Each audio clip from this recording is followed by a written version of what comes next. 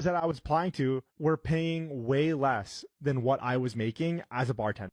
I see this and I hear this literally all the time. So many people go to school, get their degree, waste 4 years of their life, and then be in mountains of debt just to make entry-level salary at $35,000 to $45,000 a year, when the service industry people are making double that without a college degree and without college debt. And it's so funny too, because people are like, oh, well, that's not long term, right? You can't be a server for long term. You can't be a bartender for long term.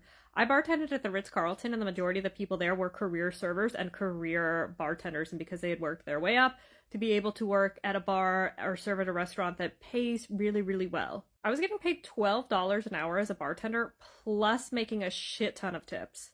And this is while all my friends who had graduated were working jobs, shitty 9-to-5 jobs, and they were making $40,000 a year. I was working 3 nights a week and making a boatload more than them. And it's just funny how it's like so stigmatized, right? And it's like, why is it stigmatized that I make more money working less without some piece of paper that I had to go into debt to get and waste 4 years of my life? There are so many high-paid trade skills out there that not only they pay really well, but you can also get a lot of them a paid apprenticeships to learn those skills.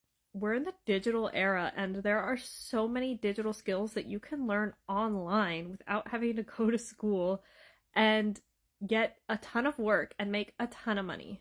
I offer services, meta advertising, TikTok advertising, and email marketing, all of which I learned online as a college dropout, and I'm now making 6 figures a month.